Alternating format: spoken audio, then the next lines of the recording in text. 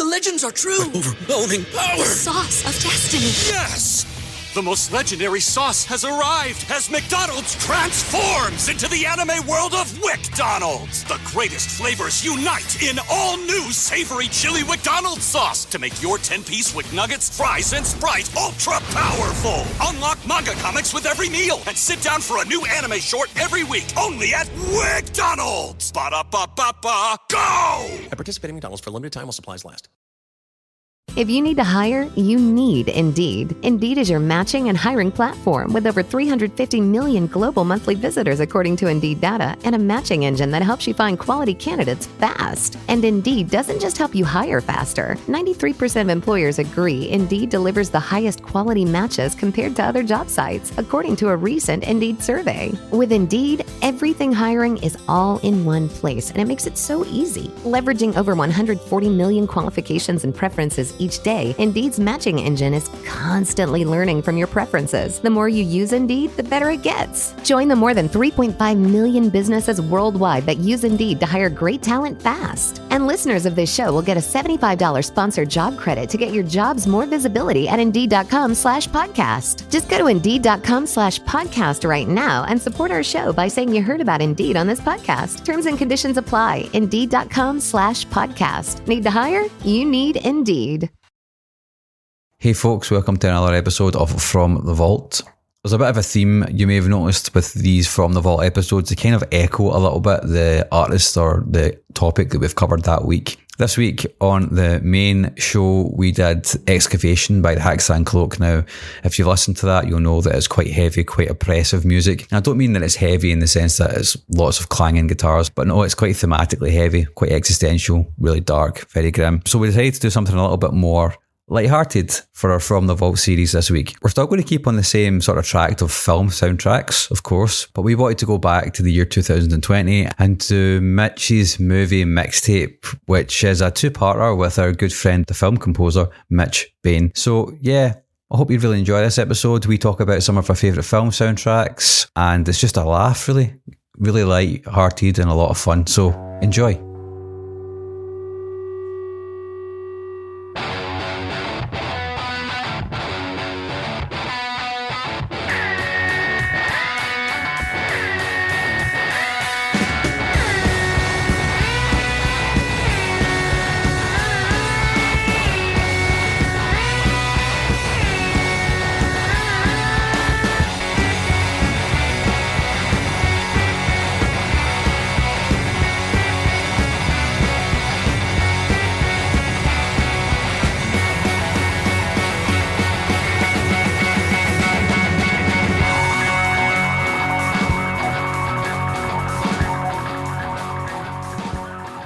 Hi, you're listening to the Unsung Podcast. I'm your host, Mark Fraser, and I'm joined by the Devil's Rejects.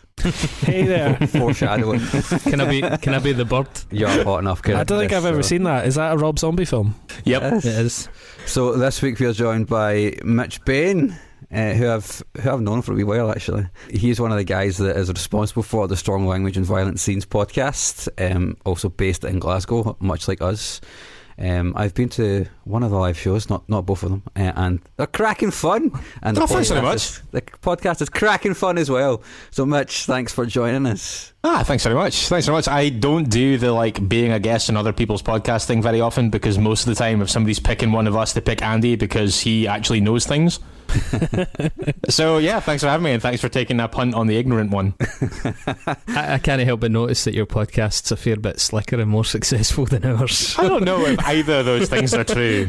It's okay. Everybody wants to slum it now and again. So no, it's like this is like something that I'm very excited to talk about. I have a very long and weird list of things that I'm looking forward to getting into. It's straight at the gate. So Dave, did you research Mitch's number one choice? I actually did. Yeah, I watched a clip, but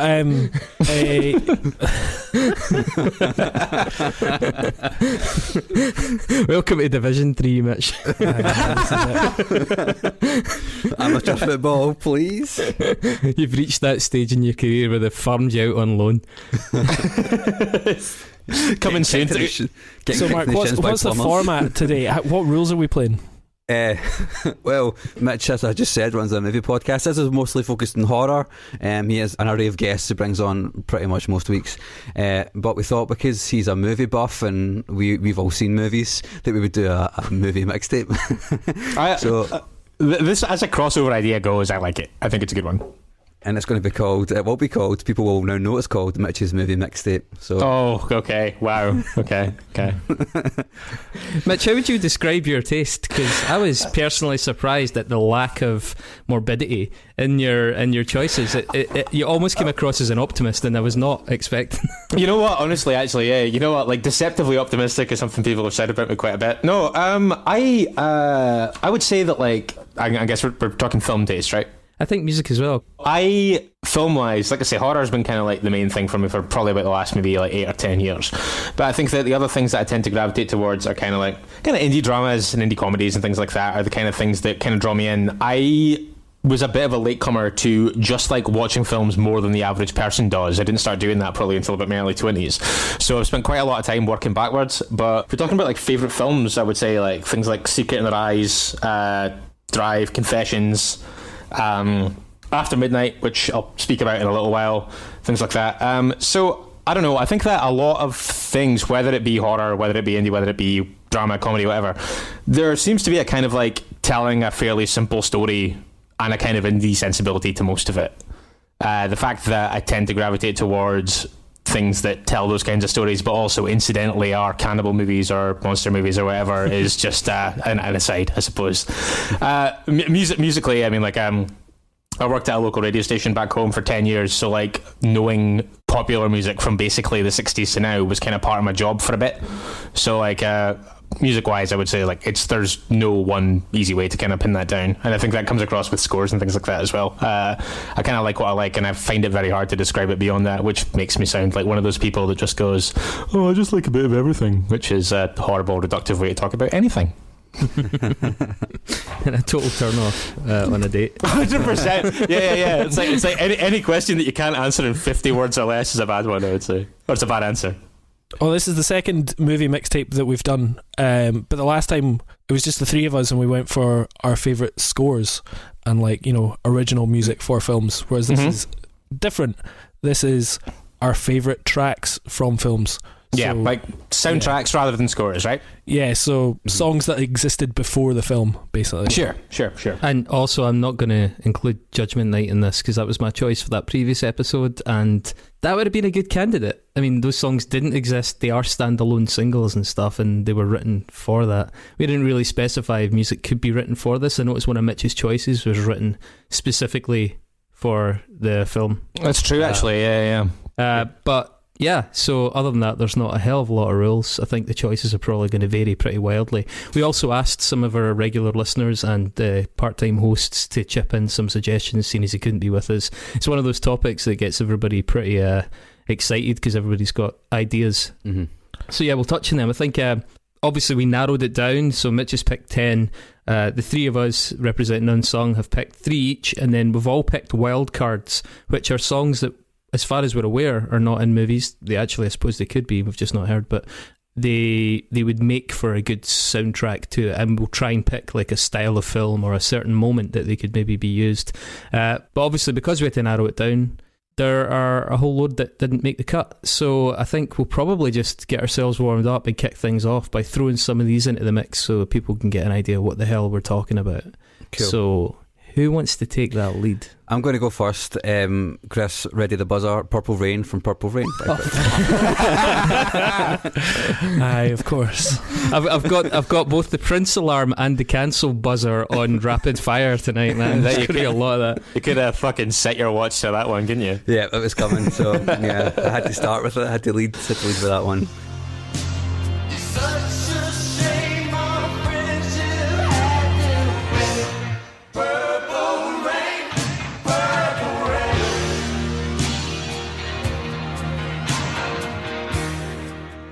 Best foot forward, mate. Yeah, but I guess it's a good. That soundtrack was written for the film, but it's also in the film. Good song. There we go. That's all I'm saying on that. I'm not going to dwell on that. I don't think any of our actual choices though come from like musical movies, though, do they? Whereas that is pretty much a musical. No, mine does.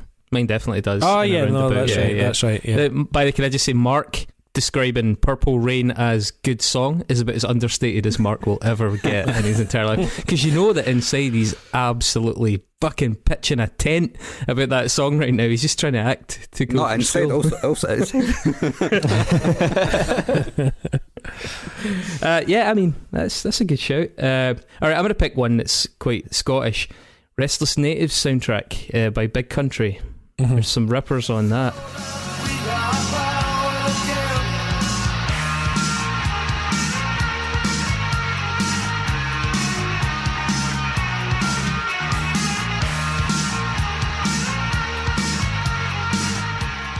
And also very relevant to the film. I think like that really was that, along with like Local Hero, was like one of those makings of a band where they just became really intrinsically identified with the country as a result of it. Everyone's seen that? Just out of curiosity. Yeah, good film. It's great. I haven't seen it, and you've mischaracterised me wildly as a movie buff. Any bits and bobs lying about on your cutting room floor after you made your list up? I had the odd thing, yeah. I had talk about Nicholas Winding Refn a little bit later on, but has anyone seen The Neon Demon? Yeah, that's brilliant. Yeah, really good. I love that film, and there's not a massive amount of, obviously it's mostly Cliff Martinez stuff in that, but the scene where they go to this kind of massive ornate nightclub when you kind of, it's like Dakota Fanning's character getting her kind of first taste, Elle Fanning's character getting the first kind of taste of the kind of wider world when she gets there. They go to that nightclub and Demon Dance by Julian Refn plays, and they kind of just like rinse all of that kind of like 6 minutes out of it, and I think that's amazing.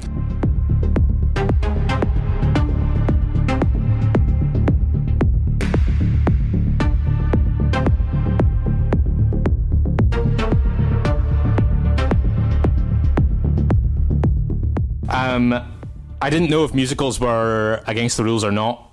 So my final list didn't include anything from Stage Fright, not the old Stage Fright from 2014. All of us have heard these names of hate, but let me get one thing straight. I'm gay, but not in that way. Musicals move me and touch me in ways I can't say. Has anyone seen it? I haven't seen it, actually. So Stage Fright is about a bunch of theatre camp kids who get stalked and killed off by a masked kind of like conventional slasher villain who loves metal and hates musicals. I'm totally feeling it. Yeah. And it's got Meatloaf in it, and it's really fun. And basically every original song in that is hilarious. So I wanted to throw some things from that in the ring, but just generally the soundtrack from that. And the other thing that came to mind for me was Hero by Family of the Year from Boyhood, from Richard Linklater. Let me go. I don't wanna be your hero. I don't wanna be a big man. I just wanna fight with everyone. Oh God, that fucking film. Oh God, how? Oh man. I mean, this is going to happen a number of times, let's be honest, but I fucking hate that movie. Oh, really? Okay. So grotesquely overrated. I can't remember anything about that film except just a pervasive sense of frustration at how many good things I'd heard about it and how little I gave a fuck about it as it happened. A pervasive sense of frustration is what life's all about, man. That's what he's trying to say. Yes, the normal day. Yeah, but I go to the movies to escape that. You know, I don't go to the movies to pay Richard Linklater to put me through it. I could have done that. I could have done that at home. Yeah. Can I demarcate actually a couple of little categories that might help us distinguish some of these things? So I tried to avoid more or less credits music, where a song either introduces a film or just pops up as the credits roll. Mm-hmm. One of my choices clearly straddles that in the end, but I think that counts because it straddles it, starts with that and then leads into the credits. But there's some absolute fucking rippers of just great credit needle drops, or indeed great opening credits, and I'm absolutely sure you'll be with me on this, Mitch. Creedence Clearwater Revival, American Werewolf in London.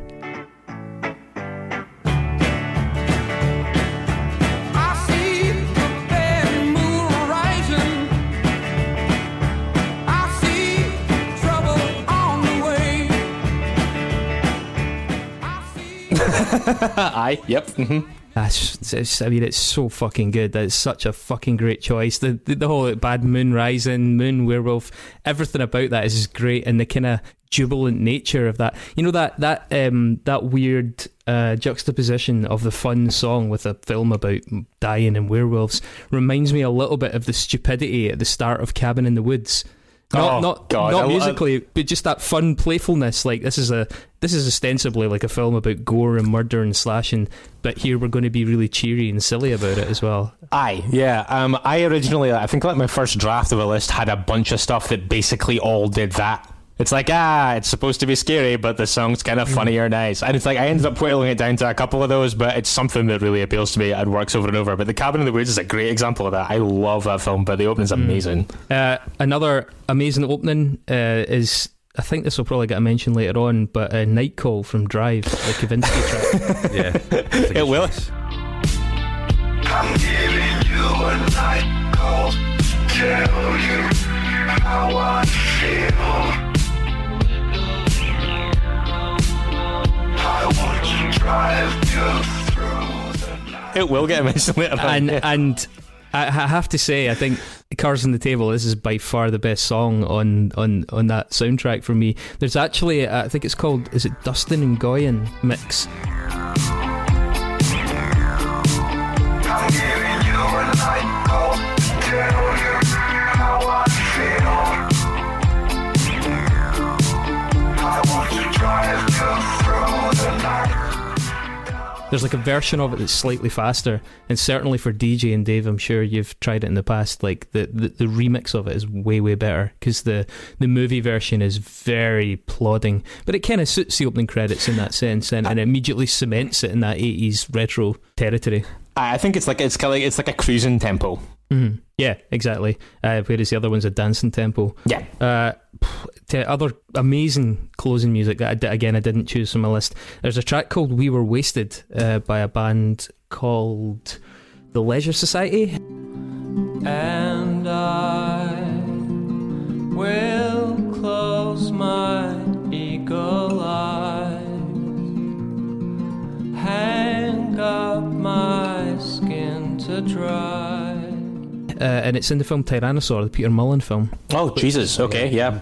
Super dark film, beautiful film actually, yeah. But an incredibly beautiful song. That band are actually usually quite upbeat, but that song is terrific, like really, really beautiful, and it is perfectly judged. It was a great choice. I think it's actually because Paddy Considine used to play in the band, or if not in the band, in a previous incarnation of the band. He was like a bass player, I think, and so he's always kept in touch with them, and it's just it's a tremendous choice. Is that a Peter Mullen film? Maybe he directed it and Mullen just starred in it. Maybe that's what the connection was.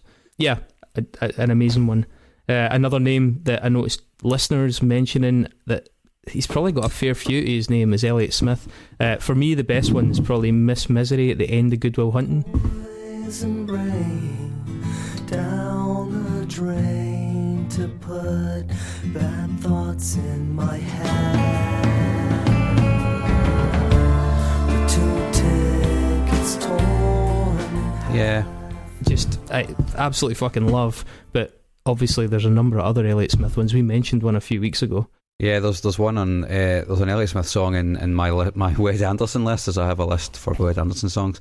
And, Needle in the Hay from the Royal Tenenbaums, you know. Oh, it's terrific. When Richie, really, shaves himself, then suddenly rushed to hospital, and there's a little pause, and then the song comes back in. Pulling him through, needle in the hay, needle in the hay, needle in the hay. Amazing use of that song.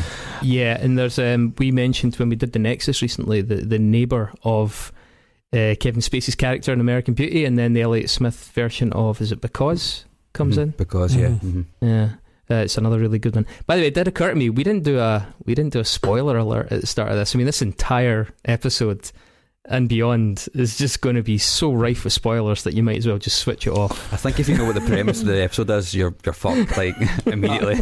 I like fully intended to like diligently spoiler tag everything that came out of my mouth, so we might as well get it out of the way now. You are much more disciplined and experienced at this. That's again a sign of the higher divisions. In fairness, it's a sign of having a podcast that's about films, really. Like, you know, like, you can't really spoiler the end of a record, you know. And the first few months of death threats at not putting in those spoiler alerts. Another one that we mentioned in a recent episode was Analyzed by Tom York at the end of The Prestige, which I think is a fucking brilliant use of closing credits music. One that I've mentioned in the past, which I think is a great bit of scoring, is God Moving Across the Face of the Waters, I think it's called. It's a Moby song, and it's from the end of Heat.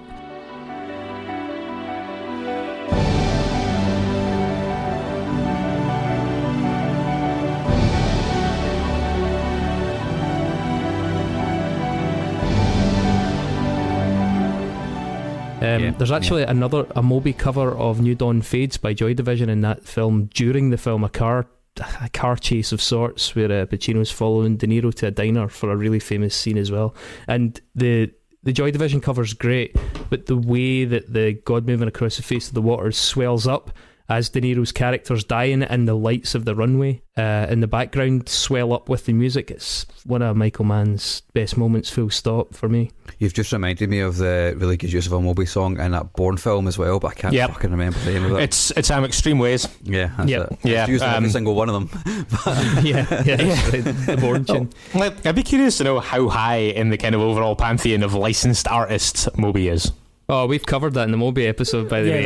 That Play album was just every single song. Every single song, yeah. And that's an 18-track record or something, isn't it, as well? Yep. You know, it's not like some 10-track pisher, you know, it's like... it's not Thriller, yeah. Yeah, was there not some sort of mad statistic, like 50% of UK households had a copy of Play in it or something? Yeah. Wouldn't it's the same amount of people that have fucking top loader albums in their fucking hunt. Come on. fucking check yourself, man. Fuck's sake, it's not the same thing. You know, there's a friend of mine whose favourite band is Top Loader, and I relayed that to someone, and they said, I fucking hate Top Loader, and both of those reactions are equally surprising to me. Well, I can't believe enough, people exist that like that. We've talked about Top Loader before when we did our pound shop thing. Where we chose a terrible record, or you know, whatever we could find for a pound, and we actually covered Top Loader. And funnily enough, I know a guy that was in Top Loader. Fuck off. Well, he's connected to one of your wildcard choices as well. Who is it? It's he managed the Excerts. Okay, I think I know who you mean. Okay. And he was I think he played keys in Top Loader. So, funnily enough. He loves that tune as well, doesn't he? There. It's way too early in the evening for you to be blowing my mind like that. The last one I've got down as a credits tune is, I think, an absolute ripper as well. Goonies Are Good Enough by Cyndi Lauper from the Goonies.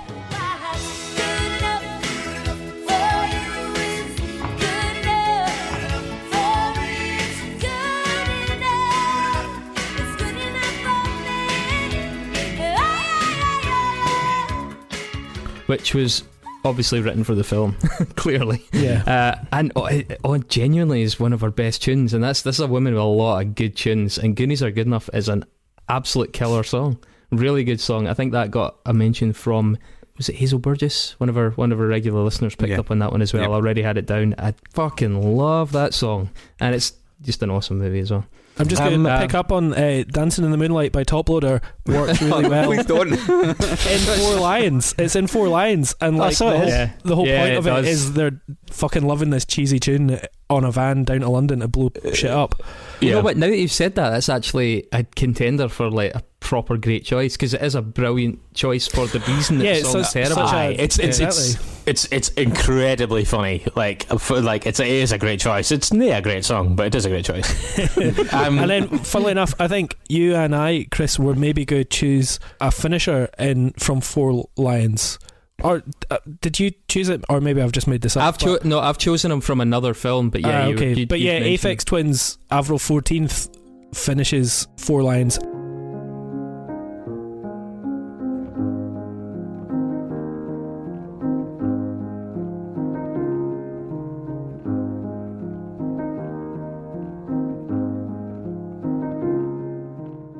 And I didn't go for it in the end because I thought it's not quite necessary that it doesn't have the context. It's just a beautiful piece of music that is fits very well with the sort of sad ending.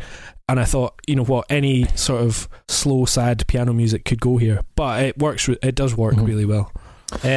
And since you've broken the seal, then the Aphex Twin that I actually really, I debated putting it in my top 3 because I think it's fucking brilliant. Although the reason I didn't was for exactly what you said, is that they probably could have used any bit of hellishly screamy, terrifying music. But for anyone that's seen 8mm, the scene where Nicolas Cage is stalking through the house of Machine, trying to find them. And the entire scene, I think it was actually Trent Reznor was involved in the soundtrack of that film, and it's really well chosen, the stuff that's in it. But the entire scene has the sound of needle static from the record player going through it, and then it's cool. There's an amazing jump scare when totally out of shot, the needle just jumps onto the middle of "Come to Daddy," and it's that bit like it's horrible.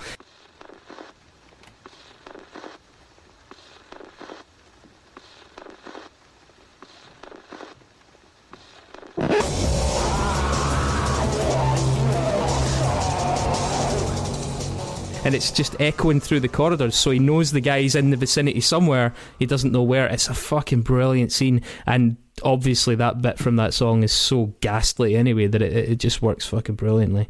Couple of like big fucking bangers from the 80s. I think it's the 80s. Yeah, it must be the 80s.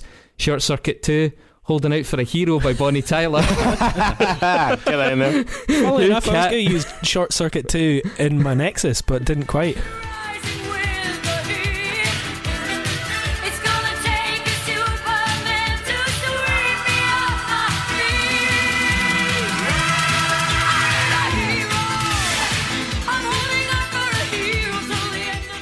Wow, well, I mean, who could forget that sight of Johnny Five all punked up, racing down the side of the docks towards, is it a crane or something that he ends up using? But I mean, gets the blood flowing, that really does, that one. If you want to talk about 80s, man, let's talk about The Touch by Stan Bush from Transformers. That is a belt from Transformers.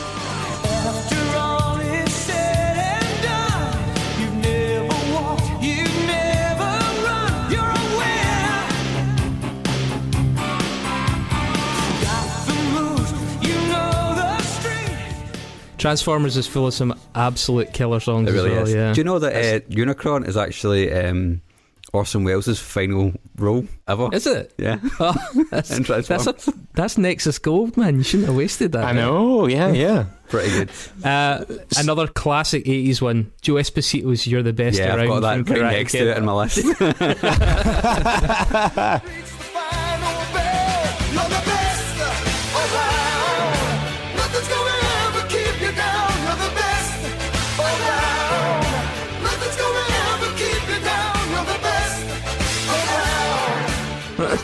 Competition montage is one of the great montages. I mean, it's up there with the Rocky montages. the competition at the end of Karate Kid with that song over it.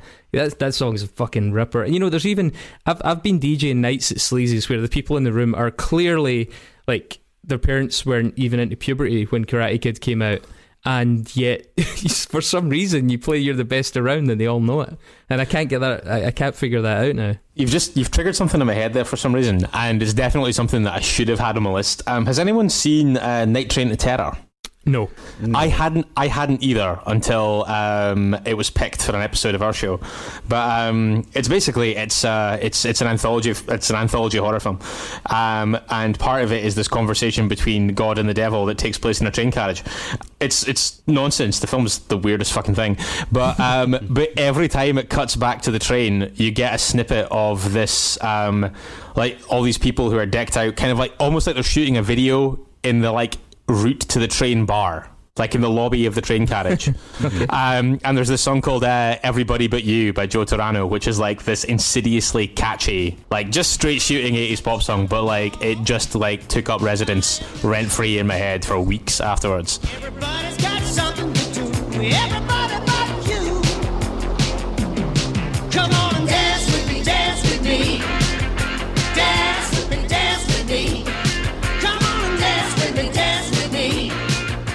Well, I noticed you'd picked one of those for your list as well, which we'll get to. There's one in there that couldn't be a straighter shooting 80s ballad. Oh, yeah, another one you mean. Yeah. And talking of 80s ballads, it must have been Love by Roxette and Pretty Woman, the goodbye scene. Yeah. I close my eyes and dream away. It must have been love, but it's over now. It must have been. Yeah. I mean, that was the scene of a generation of young women just greeting themselves unconscious. And also Roxette's Almost Unreal on the soundtrack to the Super Mario Brothers movie, which I thought was equally impactful. I am so glad you said that, right? Because that is actually a fucking great song. It's a fucking it's so underrated. Yeah. It's a fucking great song. And fate did arrange for us to meet. I love when you do that hocus pocus to me. The way that you touch, you got the power to me. You give me Do you know, right, that see in the film Face Off, the boots that they wear and the magnetic boots they wear in that film, they're actually the boots from Super Mario Brothers. I thought you were going to be like, the exact same fucking props. I thought you were going to be like, they're the boots from the video from It Must Have Been Love. I would. It's interesting as well because I think Face Off's probably the only film worse than the Super Mario Brothers film. Are you fucking mad? Oh, come on now. It's dreadful. It's not even good by Nicolas Cage, John Travolta standards. It's a fucking dreadful film. Get the fuck out of here. Ridiculous chat. Holy shit, man. You're blowing my mind. Oh my god. Moving swiftly on, an 80s tune used to really good effect in a modern film, Crank 2, REO Speedwagon's Keep On Loving You. Keep on loving you, 'cause it's the only thing I wanna do. I don't wanna sleep, I just wanna keep on loving you. At the Nice, end when nice. Jason Statham's on fire, having a sort of daydream. Like literally or figuratively?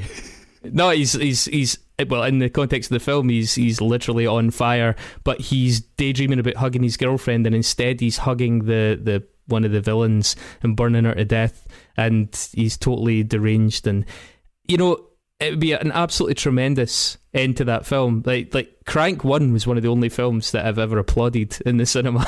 Nice. You fucking didn't like Face Off? Good God, Right. man. If you need to hire, you need Indeed. Indeed is your matching and hiring platform with over 350 million global monthly visitors according to Indeed data, and a matching engine that helps you find quality candidates fast. And Indeed doesn't just help you hire faster. 93% of employers agree Indeed delivers the highest quality matches compared to other job sites, according to a recent Indeed survey.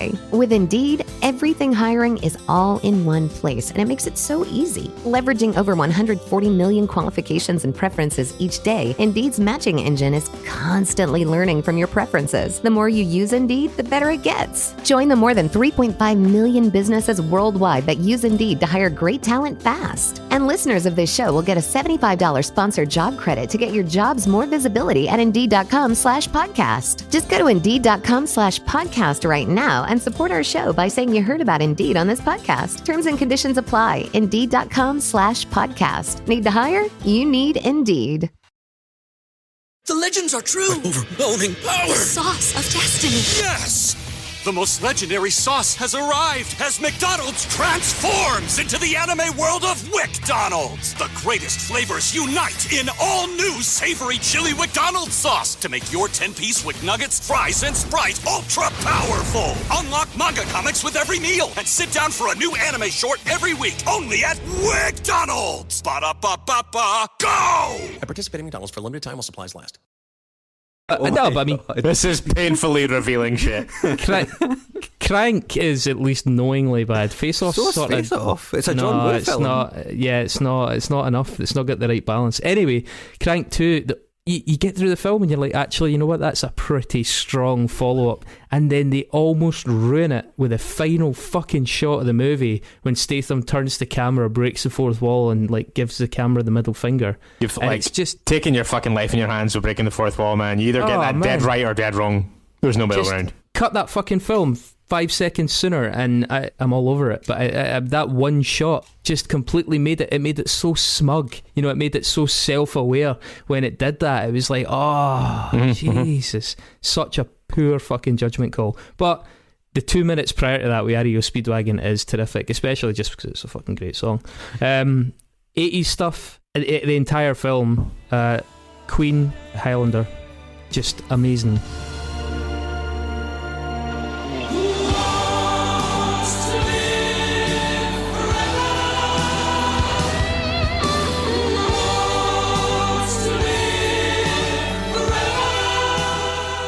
The use of Who Wants to Live Forever in that film could probably have almost made my top 3. I think it's brilliant. It's really sad. Heather, his girlfriend, Connor's girlfriend in the Highlands, is aging as he's, by that point, obviously an immortal and staying young. It's a really, really fucking sad montage of him staying young as she gets old and dies. And obviously, we've talked about that song in general before, the gravitas because of Freddie Mercury dying and knowing that he was ill and all that. It's just really, really touching. I love that. I'm staunchly of the opinion that is the main reason why that has become a funeral song for people.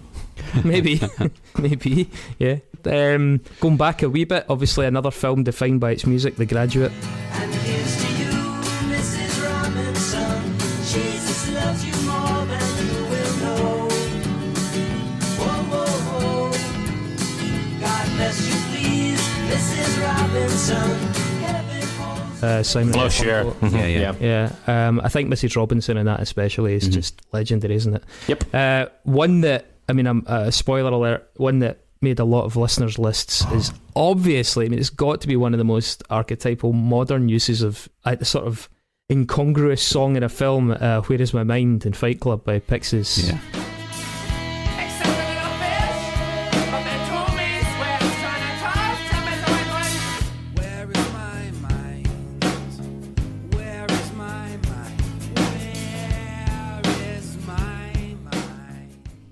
Yeah, can't argue with that. It really doesn't massively fit with the musical aesthetic of the rest of the film. It's this indie tune suddenly in this film that's got a lot of like kind of quite modern sort of electronic stuff.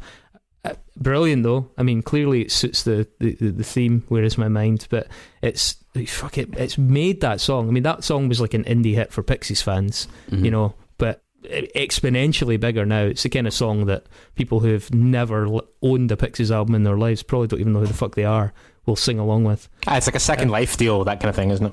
Yeah, absolutely. Singing along with songs, Hadaway, What Is Love, Night of the Roxbury.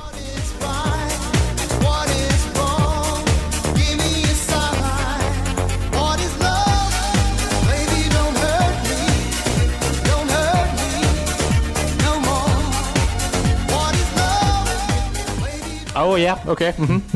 It's like a bit of a Bohemian Rhapsody moment, like kind of Wayne's World, but you know, you're going on your party night out, you put on a guilty banger. I think it works pretty well in that. I think that a couple of listeners picked up on that one as well.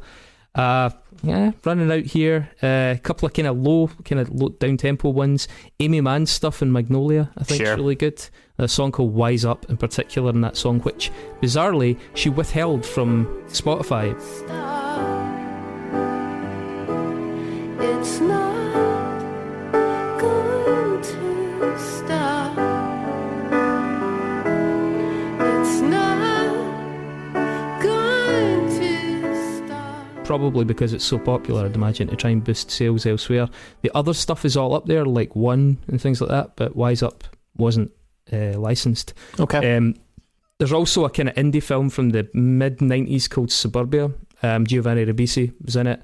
It has Feather in Your Cap, which is a B-side by Beck, and I think it was honestly one of my favourite songs of the 90s. Like, it's such a weird, ketamine downbeat indie slacker anthem. It's fucking great. Disappointment is a cut up your sleeve. Place your bets at the door before you leave. And yeah, one I saw recently, Shitlist by L7 in Natural Born Killers. Oh, nice.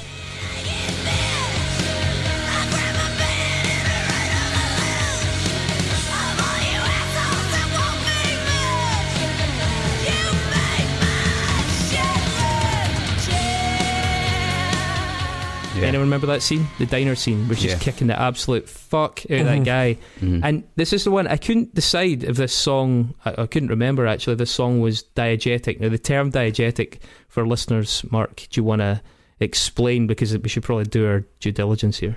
Yeah, so diegetic music is basically music that is occurring within the film, in the world of the film itself. So either it's a song which maybe the artist is singing, or even if it's a song coming out of a radio or anything like that, like that's the music that's within the scene.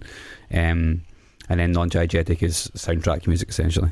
Yeah, music that's put over the scene. And there's stuff that straddles it, but it's still known as diegetic, right? So it starts in the scene, and then the scene moves on without it, kind of, and the song continues. I can't remember if they put on the jukebox in that scene in Natural Born Killers, or if the song just starts, but Juliette Lewis' character in it is singing along sporadically with the song, so there's like a little bit of a wall break there, but it works really well in the context. That film's got some really good stuff in it. Again, I think Trent Reznor was involved in the choices.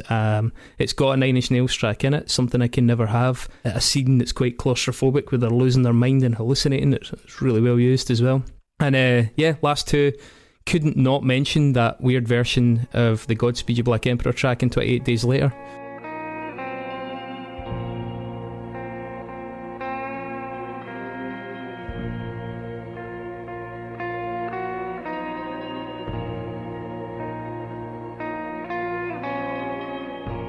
That sort of came to sort of symbolise the film itself. And A House and a Heartbeat. Is that the one you're thinking of? Can't remember the name of it at all, man, at this point. But when he's... Is there not an Explosions in the Sky in 28 Days Later as well? Or have I made that up? I don't think they were a thing then, man. I don't think they were about... I think the majority... Is it Godspeed when he's out on the bridge and he's looking around? Is that Godspeed? That's the kind of modified version of something from F sharp, A sharp Infinity. Okay, yeah. But it wasn't on the soundtrack because Godspeed refused to license it to Warner. They refused to let them release any of their stuff. Fuck you, man. Get yourself another Patsy, man. And the last one is one that I saw really recently, and it caught me so off guard that I let out like a little laugh in the cinema, which was also highly inappropriate given the nature of the film. Has anybody seen, I don't know if any of you have even been to the cinema since lockdown, but Saint Maud? I saw it Fright Fest Glasgow. Fucking brilliant film. So really, good, really yeah, good it's brilliant. Do you remember the bar scene in that when she's out having a pint and she's kind of trying to hook up? Remember that one? Mm-hmm. So the song that's playing in the background of that is a song called The Associate by the Jesus Lizard.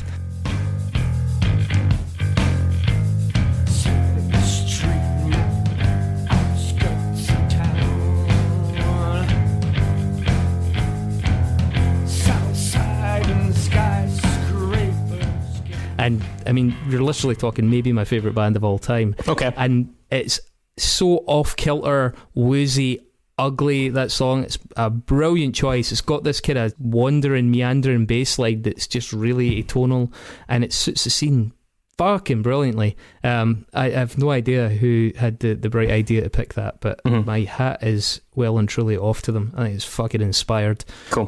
So yeah. I mean, like I'm not gonna lie. Like when you started talking about that scene, it's like, should I remember that music cue? Like I was like, I'm really not sure. No, I mean it's set within the context of the bar, like it's meant to be on in the bar jukebox or whatever. But it stands out to me because it's such an unusual song, but also such an unusual choice. They're not a band you usually hear appearing in movies. So yeah, I loved that. That was catnip. But yeah, that's all my odds and sods. That's me done my admin. Before we go in, Mark, do you have more that you've not chosen? I've got more that I've not chosen. Yeah, I've got 3 pages of stuff. Do you want to go first, Dave? Will I go first, or? Yeah, I mean, I just had a few big hitters. I remember when I was 15. It's a film that I don't know if I'd really watch now, but I remember in Snatch, it used Angel by Massive Attack really, really well.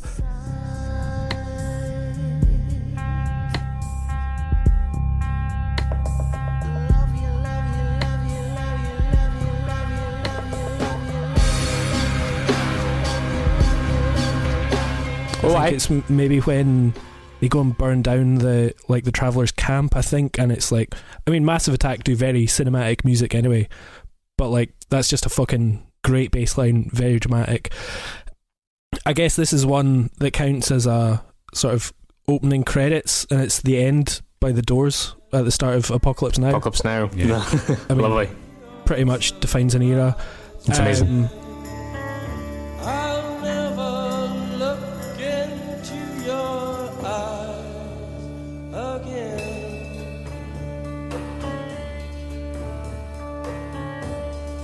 Can you picture? It's also kind of inspired to use the end at the start. Yeah, exactly. It's a cool touch in that one. I've got Hip to Be Square in American Psycho. It's hip to be square. So hip to be square.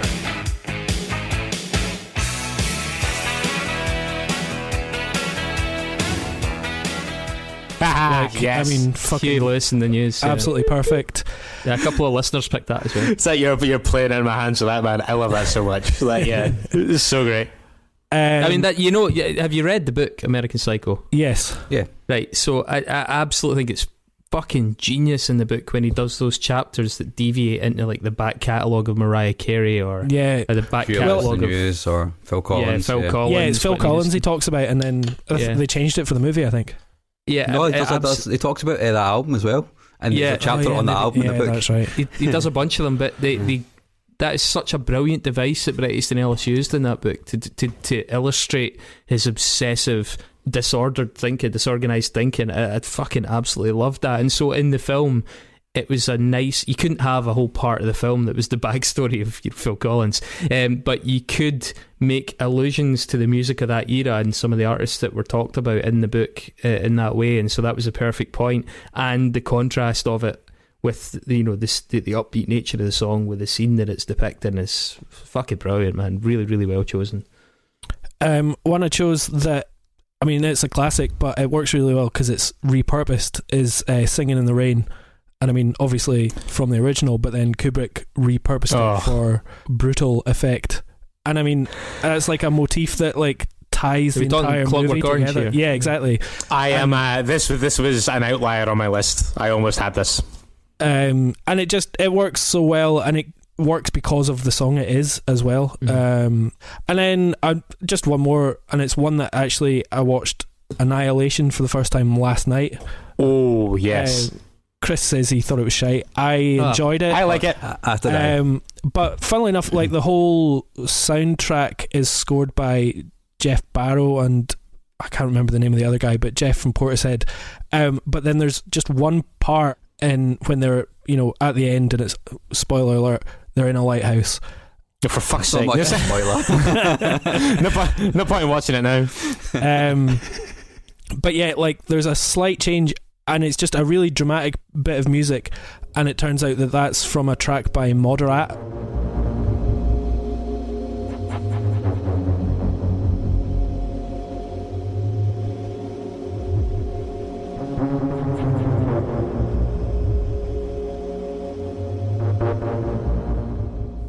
Which came out about 5 or 6 years ago, and it fits perfectly with the score. It's called The Mark Interlude, and it opens up one of their albums. But it was, just funnily enough, I heard that last night and I checked out the soundtrack. Yeah, all original score apart from that one bit, which is the one that I was like, oh, I really like that bit. So yeah, funnily enough. But there's my outliers. Mark, you must have a couple. I have a few. I'll start off with "Fight the Power" by Public Enemy from "Do the Right Thing." Fight the power. We got to fight the powers that be. As the rhythm's designed to bounce with calcium that the rhyme designed to fill your mind. Now that you realize the prize arrives, we got to pump the stuff to make it tough. From the heart it's Okay. Have you guys seen that? Yes. So that film plays throughout that song plays throughout the entire film on Radio Raheem's boombox for the whole thing. The song was actually written for the film, and then they decided to put it on Fear of a Black Planet afterwards. And the message of the film and the song are just kind of entwined. Basically, it's really cool that it's played throughout, and obviously Spike Lee knew that. The only time it stops is at the end when Samuel Jackson plays an alarm he's a radio DJ, and then he says "wake up." So it's like a really cool use of diegetic and non-diegetic music working at the same time. Another one which was one of the first ones that popped into my head was "Jump Into the Fire" by Harry Nilsson in Goodfellas. You know, the helicopter scene.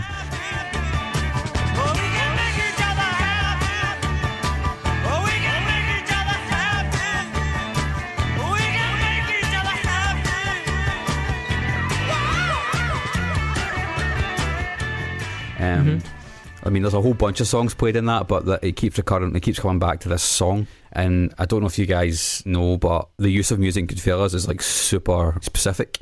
So there's certain tunes put at certain times in the film to depict like Henry's like mental state or where he is in his life. And this is one of them. Obviously, at this point, he's freaking out. He's taking a ton of coke. He's really paranoid. He's getting followed by a helicopter, obviously. And at the end, he gets caught. So the lyrics of the song kind of play along with that, and the song itself kind of keeps fading out and coming back in. It's really, really cool. I get like Martin Scorsese is pretty famous for his use of music, and there's a few that he chooses specifically quite a few times. I can't remember. I mean, there's "Give Me Shelter," "Layla." What else? Oh, and that fucking terrible Dropkick Murphys song in The Departed.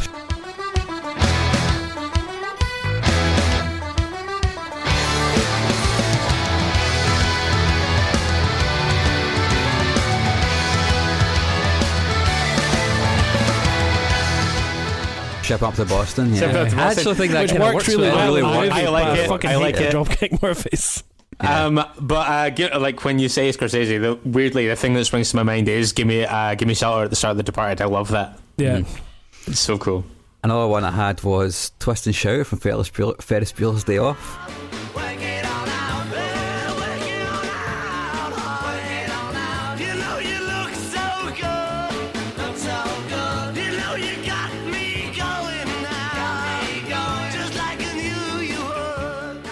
Ah, fucking yes, man, definitely. And there's a couple of good needle drops in that, but when he's doing the karaoke thing and the whole brass band are playing in the parade, that's super cool. So I have a Tarantino list and I've got a Wes Anderson list. No, dude. And I've also got an Edgar Wright list. So the Tarantino one, it's okay. I'll keep this dead brief. Obviously, the biggest one is Steelers Wheel.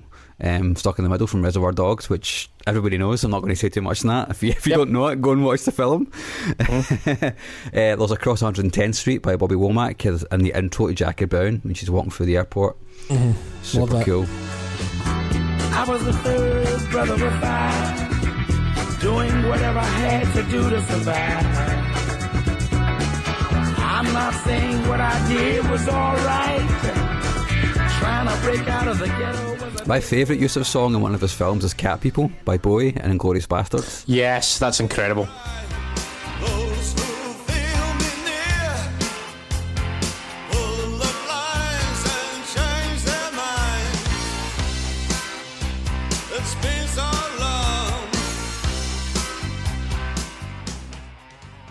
It's the most scene? It's really anachronistic, but it's when Shoshana, I can't. She's basically getting ready to kill all the Nazis in the theatre, and she's getting dressed in cat people's playing. It's so cool, man. I remember when I seen it in the cinema, I was like, "What the fuck is that doing in this film?" Because this is set in it's World War II, and it's dead. Like, whoa, what the fuck? Works really well. That probably almost helps, in fact, with that sort of fake history side of it. The fact that the film is a reimagining, the fact that it's not an account, it's like realistic it's account. Definitely a film. It's not history. Yeah, it's like the entire thing is historical revisionism. I'm not going to split hairs about David Bowie being on the soundtrack. I'm full of hot takes, but I would put that up there as maybe Quentin Tarantino's best movie. It's up there for me. I'd probably agree with that. Yeah. It might be my favourite actually. Yeah. It's fucking magic, man. In terms of rewatchability, it is fucking outstanding. See, just when you were talking about closing credits things really quickly, something just occurred to me. Like, has anyone seen Win Win? I don't think so. Tell me more about that film. I may have seen it. So it's a Tom McCarthy film who went on to make Spotlight that won Best Picture a few years ago, and he's made a couple of films that I really love, The Visitor, The Station Agent, stuff like that. All these kind of like fairly simple stories that are told with maybe 3 or 4 characters on a very small budget. Win Win was like a step up. It had like Paul Giamatti and Melanie Lewinsky and people like that in it. And basically Paul Giamatti plays this lawyer who is up against it financially, has this elderly client who's kind of starting to kind of just descend into senility a little bit, and he kind of finds this window to solve his financial problems in a way that is kind of like ethically unsound but no one gets hurt.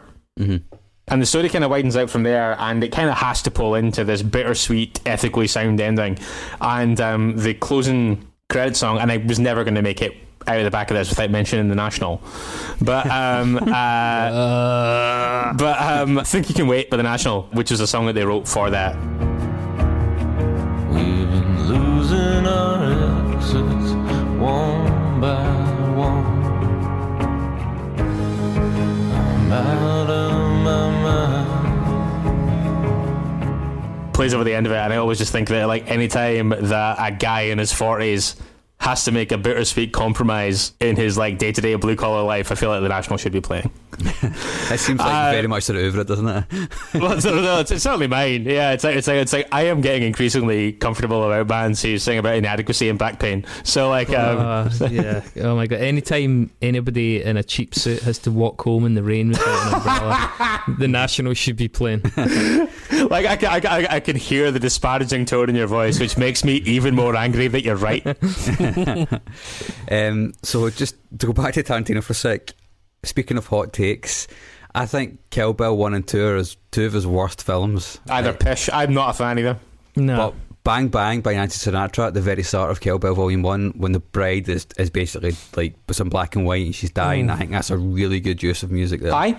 Okay. Mm-hmm. Yeah. Really, really well done. And my last one, which is less obvious, but it's in Pulp Fiction when Marcus is explaining to Butch that he should take the deal because he's getting old and he should throw the fight.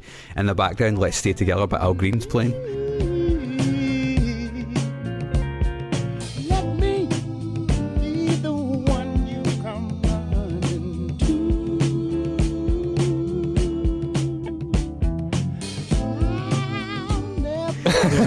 Just like a really good little connection there, which works really well. Something just occurred to me, and I don't know why, but I'm going to just move out of this whole thing for a sec and go and talk about the song Still by the Ghetto Boys in Office Space when they're beating the fuck out the printer. Oh, it's so good. I like. Back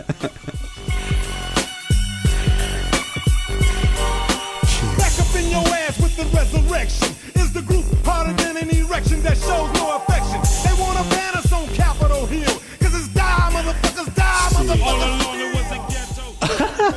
I haven't seen Office Space. I fucking love Office Space, man. Yeah, there's another fucking great bit of music in that is when he's in the car playing the gangster rap. That's the exact same band, Ghetto Boys. It's the exact same band. Yeah. Actually, that's cool. And he turns it down when the black man walks past the car. Yeah, it's exact same artist. It's pretty cool. Mike Judge. I was going to mention that as well.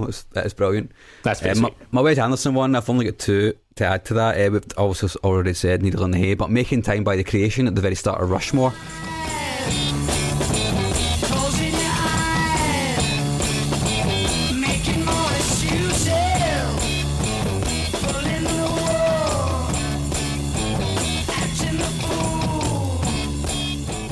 So Brian Cox, the character, says he's the worst student that we have, and then basically it's the creation, it's this song playing over like a montage of all the extracurricular activities that is like, great. You're right. Yeah. And it just tells you so much about the character, like straight away. Yeah, everything you need to know about him is encapsulated in those sort of scenes, and it's really cool.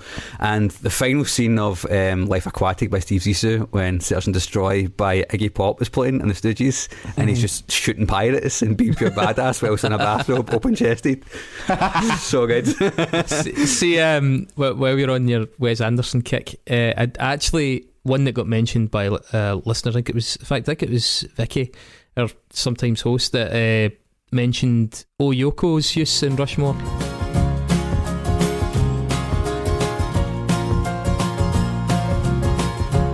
In the middle of the night, in the middle of the night, I call your name.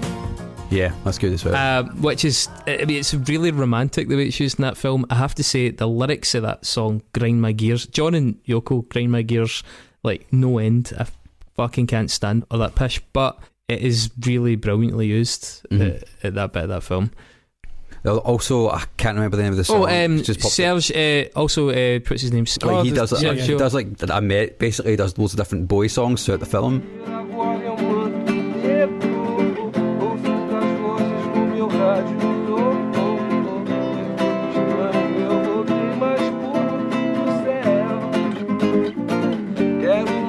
in Yeah. Life Aquatic. I mean, that works really well just throughout. It's quite an interesting method of doing it. Just like repurpose an entire back catalogue. Mm-hmm. And one thing that popped out of my head there, I can't remember the name of the song, but there's a Kinks song in the Darjeeling Limited when they're running for the train, slow motion. Oh, that's good. That's really good, actually. Yeah, you're right.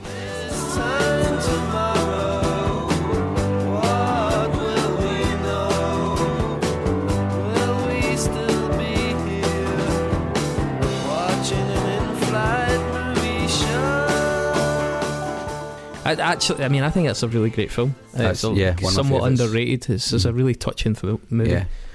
I'm going to scoot through Edgar Wright real quick here as well. Obviously, Don't Stop Me Now and Shaun of the Dead. It's just funny. There's a couple. Also, 80s Matchbox Beeline Disaster and Shaun of the Dead. Yep. Caught by the Fuzz is in Hot Fuzz over the end credits. You're talking about that on. That's great really cool. song. Yeah.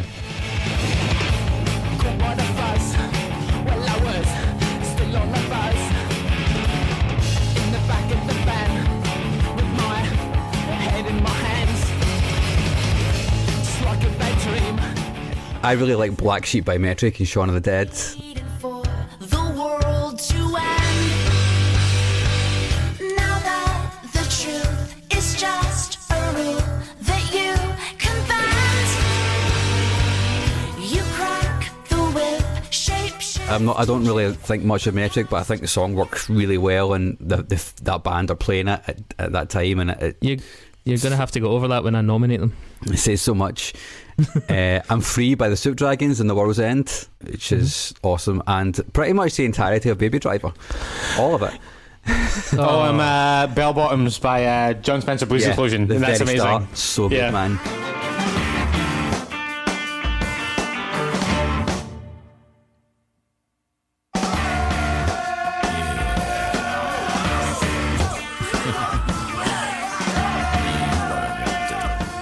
Yeah, admittedly that's a fucking ripper, but that film can fuck off. I love that film so much, man. Is that because of you not liking the film, or because of cast members turning out to be beasts? Spoiler alert here. I've known Kevin Spacey was a beast for a lot longer than that.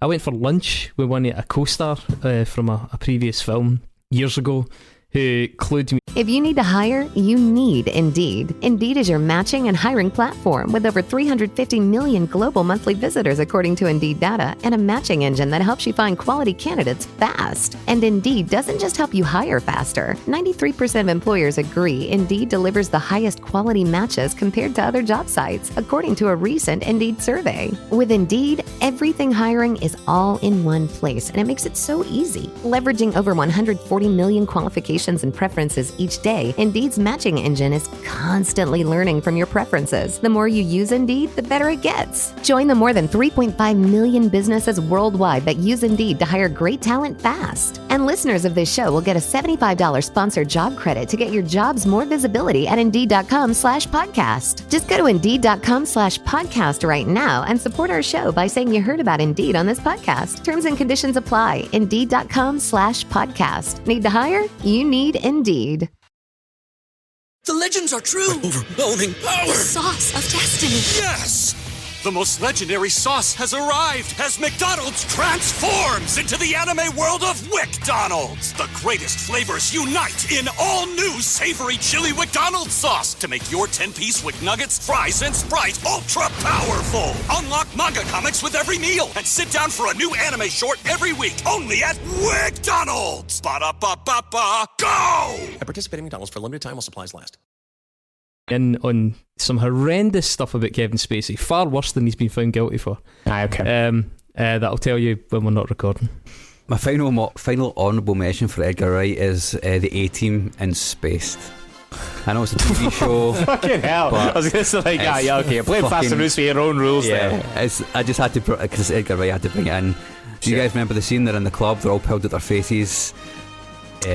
Mike starts doing the A-Team dance, and the whole nightclub are dancing along with them. It's just so funny and it's brilliant, and I just had to drop that in there. That covers it for me. Handsome. Well, that's a good 45 minutes on songs we haven't chosen. Yes. Excellent. Good. Okay. Good. So I'm glad I didn't make any other plans tonight. That's like I had a feeling this would happen. Yeah, it always happens. Yeah. So all right, we'll try and plan ahead here, right? So we'll do some of our lists, and then we'll maybe take a break and come back in part 2 of this show. So I think, Mitch, if you feel like picking a few at random off your list, then we'll give them a crack. Sure. So I want to say, in step with what Mark told me to do, I have got 8 and 2 wild cards. Yes. Yep. The wild cards being songs that we think would make great moments in films, but have, as far as we're aware, not already been used. I'd be really surprised if either of my two have, and I don't know about it, but who can say? But yeah, I can pick a couple if you like. Go for it. Go. Right, okay, so I know that you make a playlist of this afterwards, and I don't like being the guy that picks Freebird.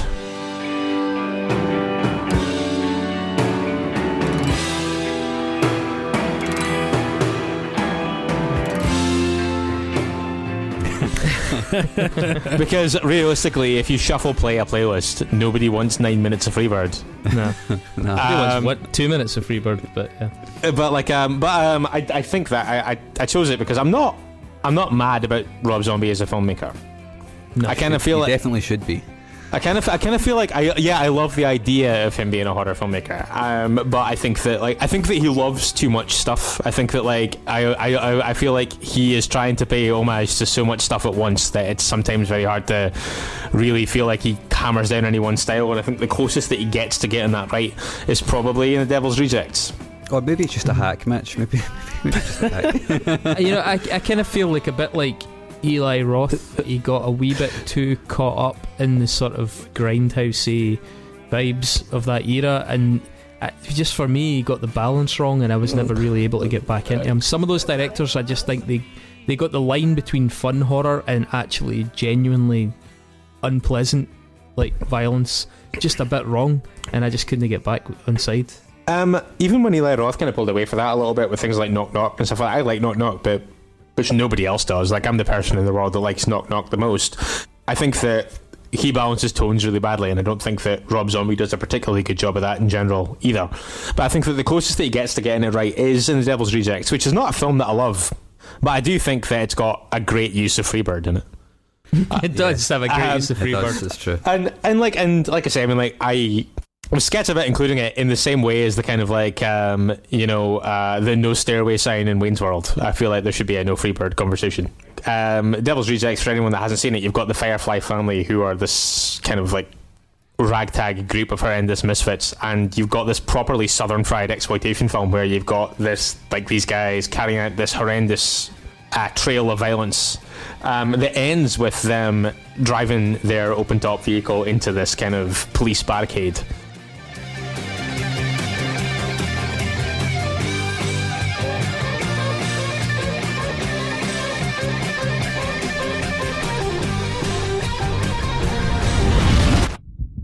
And they kind of resign themselves to the oncoming death and batter on into it as Freebird plays. I think that I probably, if I was to watch it back now, and I've rewatched Devil's Rejects a couple of times, but not for a few years, but I feel like if I was to revisit it now, I would say that I probably give the rest of the film too much credit because I like the ending so much. Yeah, because I think that, like, because it sticks the landing so well, because you just see them kind of just going out all guns blazing and getting shot to hell as the song kind of accelerates, and I think it's amazing. I think it looks so good, and I mean, in this kind of, like I say, the southern fried Texas exploitation story, like, there's no better song to finish it on than this. Yeah, it's one of those ones where, could it be any other song? Probably not. I think it's the best choice in a lot of ways. You know, I think a lot of the heavy lifting for that end, it is a great ending, but I do think a lot of the heavy lifting, and as you said, Rob Zombie tends to try and nod to a lot of things at the one time, was done by previous great movies. I mean, you can see that sort of model in Vanishing Point. You can see that sort of model in Thelma and Louise. Even you can see it in Butch and Sundance. They sort of going out in a blaze of glory, like, you know, like even Young Guns, for God's sake. You know, the blaze of glory ending with the almost unlikable characters kind of redeemed by this glorious suicide at the end, and it is satisfying to watch them die as the viewer, because you've seen them inflicting so much cruelty, so there's a payoff in that sense. It is satisfying to watch them die. Absolutely, you're 100% right.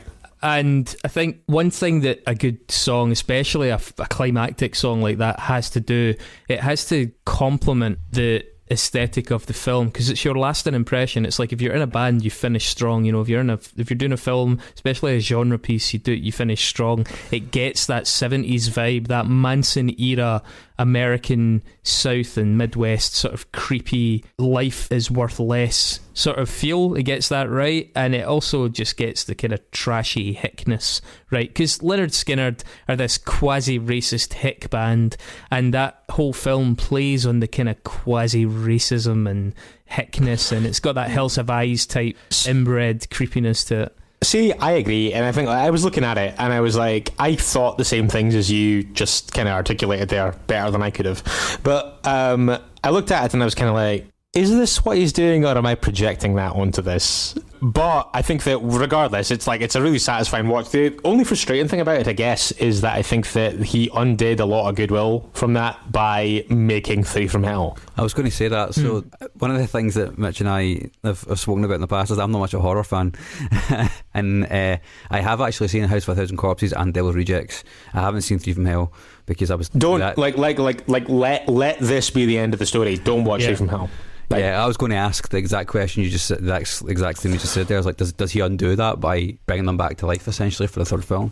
To a certain extent, I think he probably does. Like, it's annoying because, like I say, I mean, like I don't think I like A House of a Thousand Corpses. I think it's fine, and I like Devil's Rejects, but I think it ends incredibly strong, and it's this perfect kind of poetic justice ending to what we know about this family, but. It's really maddening because I remember, like, within about the first 10 minutes or so of Three from Hell, I was like, oh, I see, I understand, I'm going to hate this. And I did. And I think, and it was wasteful. It feels really cynical and very opportunistic to try and bleed more story out of that when he'd ended it in a perfectly satisfying way.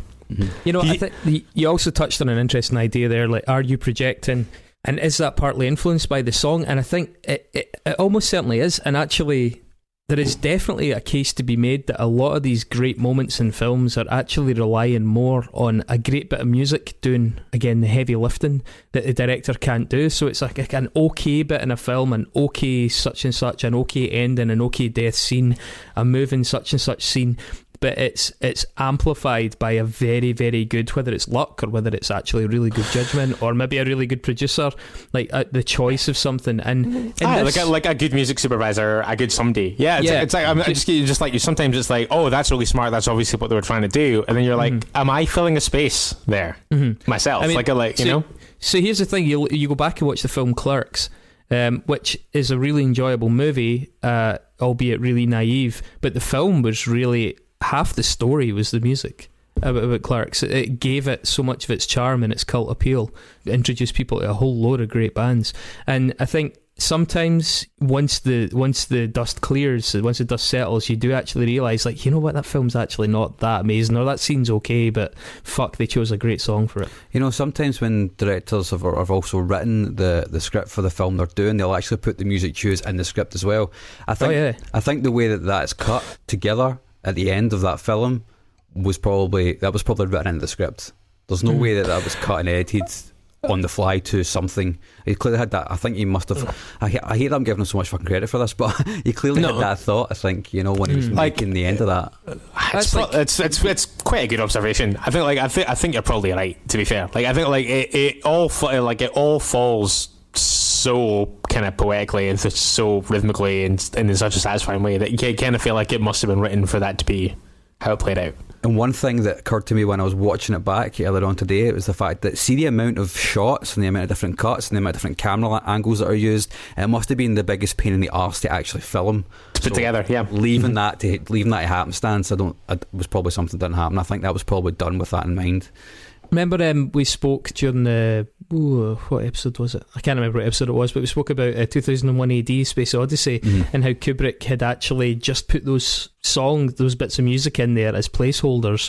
He'd like edited it. This is what I want to depict. This is the edit. And then he tried to commission original score, but then the original score just wasn't cutting it, so he went with with the placeholder songs. That's why the whole lack of attribution and then the court case and stuff all came out of that.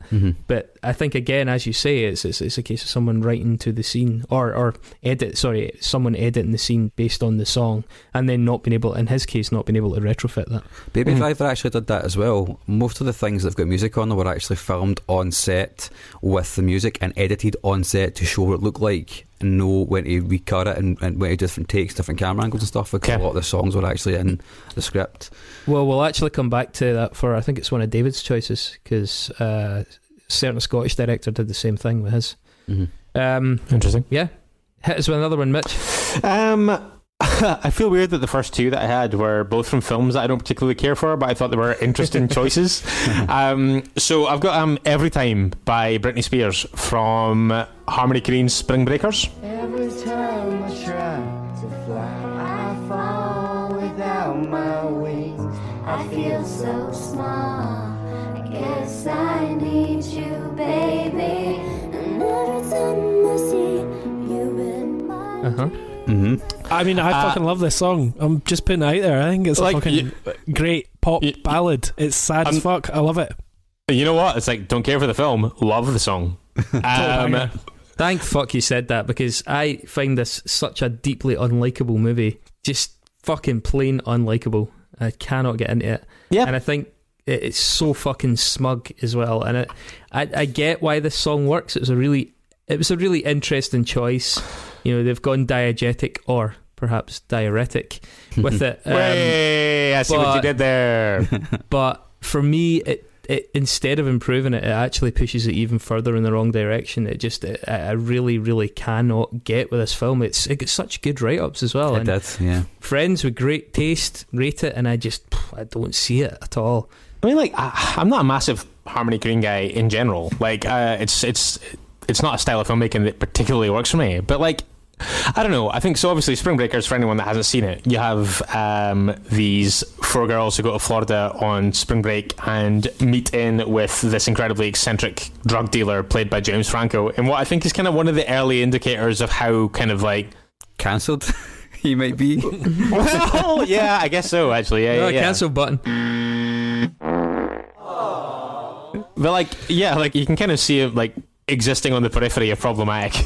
Yes. With this, but I mean, like, I think it's interesting, and like I said, I mean, I completely agree with you. I don't like the film, but I think that when you see like these four girls and like what they descend into, I think like obviously like the kind of apex of it is this crime wave montage that you get that's set to Every Time. I don't think it's a coincidence that they chose that song, and like I said, Mark, it's something you mentioned earlier. It starts off diegetic and then it kind of lifts into the song. Mm-hmm. Because to begin with, they're all gathered around the piano, and he's air quotes playing it, and then we kind of see this montage. And I mean, like, I don't know, I don't like this film. I think that this is a really well put together sequence. I like it a lot. It doesn't earn back enough goodwill for me to retrofit that into liking the film, not at all. But I think it's interesting, but I also think it's not a coincidence. You know, you've got like Britney Spears, who was the Mickey Mouse Club person, and Every Time was written about a dark period in her life and her career.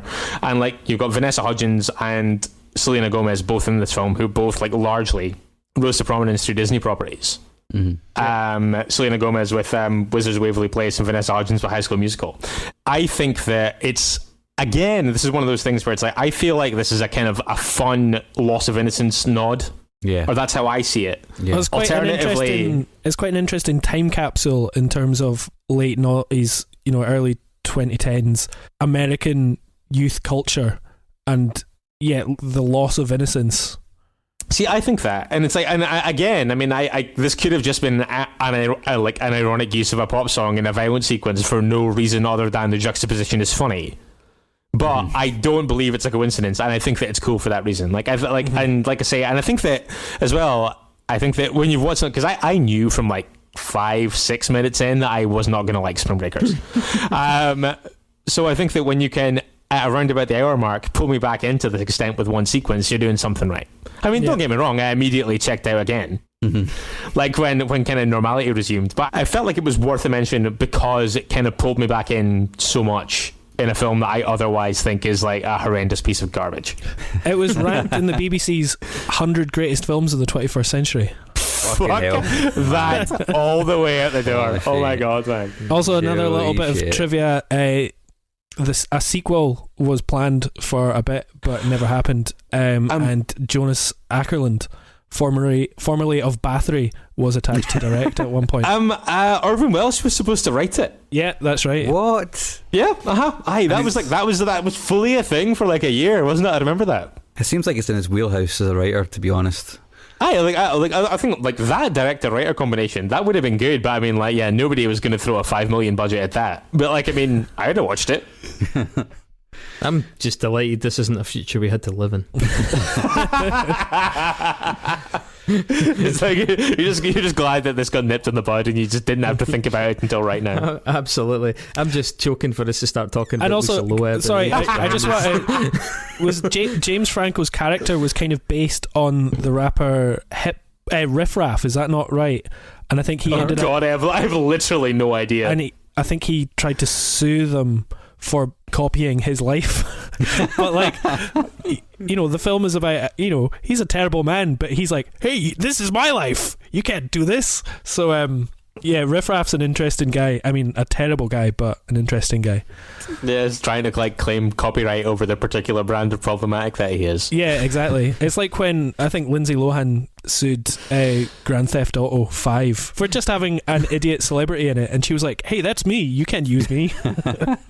So you know, like the record for like the most that's ever been paid out for a libel lawsuit in Australia is Rebel Wilson suing some magazine for saying, because she's always made herself out to be from kind of like, she calls herself like a bogan, which I guess is kind of like it's like Australian lingo for, I guess, like kind of working class, like a redneck or a chav. It's like working class, yeah, basically. Yeah, but then somebody, like some magazine or other, was like, she's from a very privileged upbringing and her parents have shitloads of money, and she was like, do they fuck? And they had to pay her like $4 million. That's brilliant. And now they do. Now they do have shitloads of money. Yeah. and then she moved her family into a nice house. Yeah, fuck it. Mitch. So we talked about Drive. Yes, we did. And I think that basically any time that, because I love the score in Drive, I love Cliff Martinez's score, but I think that basically any time there's like an original song or like a music cue in there, I think it gets it right. I have gone for the lazy option and gone for A Real Hero from College and Electric Youth.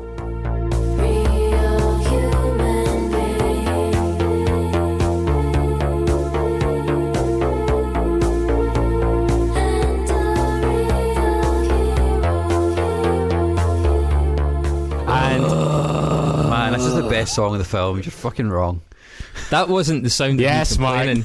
That was the sound of 75% of the women in the theatre sliding off their fucking chairs as Ryan Gosling reveals that he's got like his tender fatherly side to complement his kind of roguish, effortlessly stylish, tough, enigmatic exterior. It's like a fucking ridiculously idealised fucking version of A Boy from the Wrong Side of the Tracks, and this tune is just sexual diabetes, man. That's yep. It leans so hard into it, and that's exactly why I love it. It's like I love the fact that everything like about the A to B storytelling a Drive. It's a great film. A great film. I love it. It's a cracking film. But the story, like what scores the storytelling and the kind of like the actual mechanics of the story of it is so dense and so synthy that I love the fact that they pick these massive pop moments to underscore certain things, and the things that spring to mind are Kavinsky, which we spoke about in the last episode, Night Call, which is brilliant. And I think it's funny that the theme song that we associate with Ryan Gosling's character in this is this incredibly saccharine pop song, which we mostly associate with kicking in after he performs reprehensible acts of violence. Yes.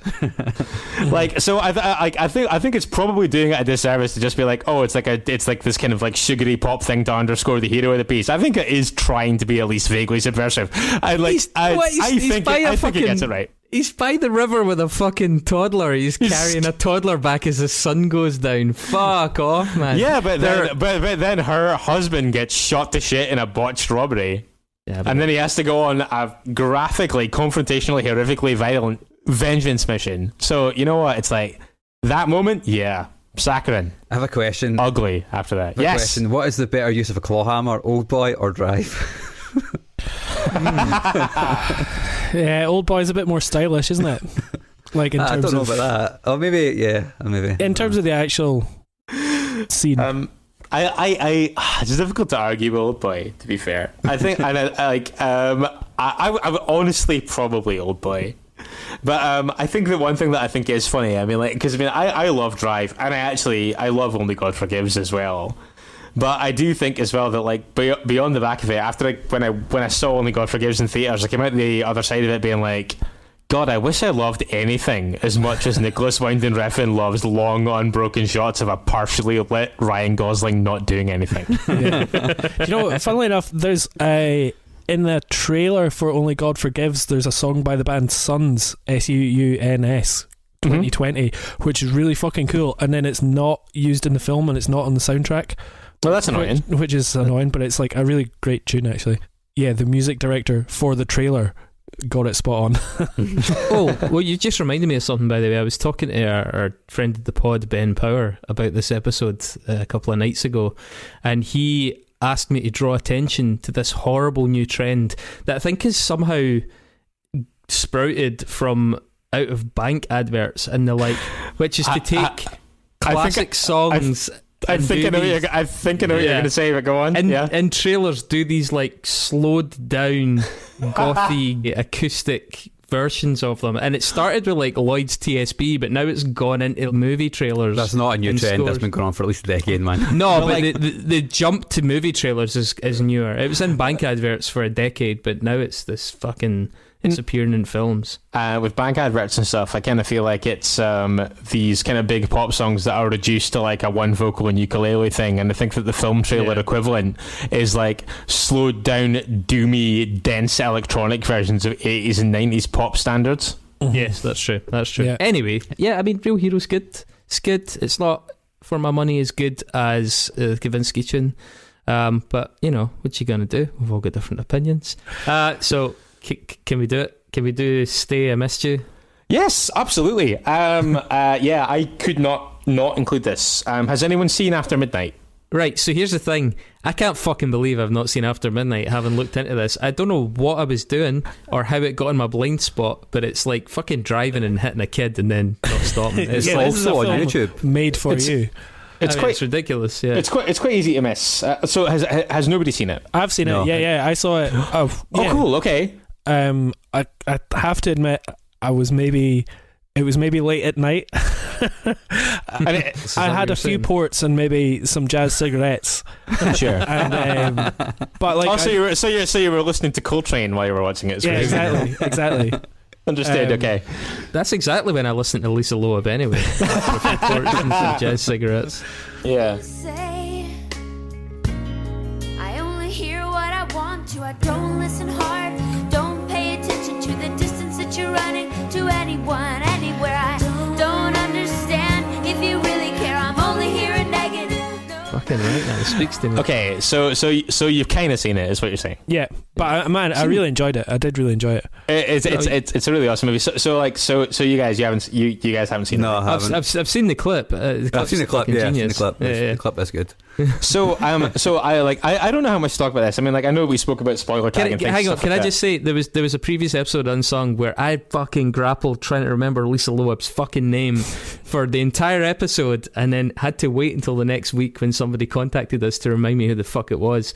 So yeah, this is poignant to me. This is slightly triggering. Oh, okay. I'm quite glad to bring it full circle, but I'm sorry that you have to relive any trauma. But like, I don't want to talk too much about how this actually plays out if you guys haven't seen it. Like, I know that there's spoiler tags, but I don't want to talk about the ending if you haven't seen it, because it's really rewarding. This isn't like talking about, you know, A Clockwork Orange. Like, a lot of people won't have seen this movie, but we would recommend seeing it. Yeah, I mean, like, so, like, it's directed by Jeremy Gardner, who did, like, things like The Battery and Tex Montana Must Die, and they got these cool kind of, like, you know, when I was talking about the kind of indie horror that I love, it's like you can nail Jeremy Gardner's name onto this kind of thing. But he directs and stars, and he plays this guy whose girlfriend very abruptly leaves him, and leaves him in their kind of dilapidated house in the woods. And while she's gone, every night after midnight, a monster kind of appears at the door, or like this mysterious monster leaves scratch marks on the door, makes a racket, fucks off, and basically, like, what you see is him kind of trying to navigate what's going on with his relationship, and this widening theory that he's crazy for thinking these things. It jumps back and forth in the timeline quite a bit, between the present day and the kind of more idyllic phases of his relationship with Bria Grant, who is incredible in everything that she's in. And this song figures in this really lovely way in the ending to this. The ending to this is my favourite final scene in a movie that I've seen for quite a few years, and I don't necessarily want to dig into the mechanics of exactly how it plays out, but it's incredibly rewarding if you're on board before that. And I picked this knowing that it was going to be awkward because I didn't necessarily want to talk about the absolute machinations of the ending. Mm-hmm. But After Midnight is 4 parts relationship drama, 1 part monster movie. It's out there. You can see it on the Arrow video channel in the UK, or you can rent it on Amazon Video or all the other places. That's that reminds me a little bit of it. Is it is it called Colossal? It's I was thinking the exact same thing. Yeah, That's a Nickelodeon movie with it's like 3 parts sort of emotional drama, 2 parts monster movie, and kaiju film basically. Yeah. I can talk about how it ends, but I feel like I'd be doing you both a disservice if I did. I think you should. That's not necessary for this clip though, right? Because this clip was excellent. Like I love the fact it's only about 15 seconds of the actual song. Oh well.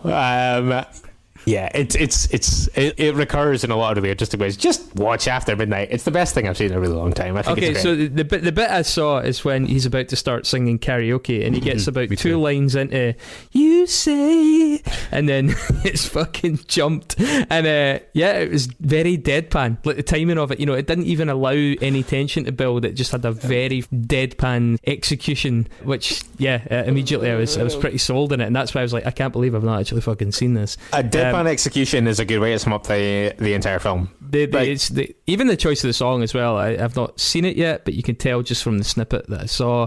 It's very campy. It's fun. It's a great little moment. I'd be really curious to know what you think of it when you both get around to seeing it, because it is class. Aye, no, that's a fucking great choice. That's a pretty healthy innings there, guys. What do you think? Got 3 tracks into Mitch's list. Got all of our admin done. We've ruined a whole load of films for a whole load of people. Yeah, we're getting on a bit. That's a good day at the office.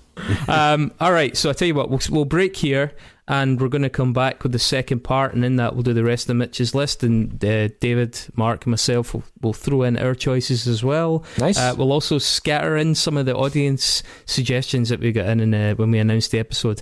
Can we just say, before we depart, episode's about to end. What the hell else are you going to do the rest of your day? Get in our Patreon. Yep. Help us out. We are doing a remarkably bad job. This is probably where we're at our worst in converting our audience into income. It'd be really appreciated right now, given that David and I are putting on a total of 0 bands a year. But yeah, if you can take yourself to, Mark? Patreon.com/unsungpods. You can start from as little as $2 or soon to be £pounds when they force the conversion upon us, because see, Mitch's podcast set up when they could actually choose £pounds. When we set it up, there was no option to do that. So you start off at $2, and we'll give you an anthem for that, and then if the tiers kind of go all the way up to the point where we'll actually put our faces on a fucking t-shirt for you to the album cover of your choice, and also do an episode if you ask us really nicely. Soon to be added a tier where we allow you to get David pregnant. Yep, and everybody's waiting for that, so yeah, why not? Including, I guess, medical science. Yeah, totally. Top man. Yeah, we'll see you next week, where we will endeavour to ruin a shitload more movies for you. Thanks. Hey!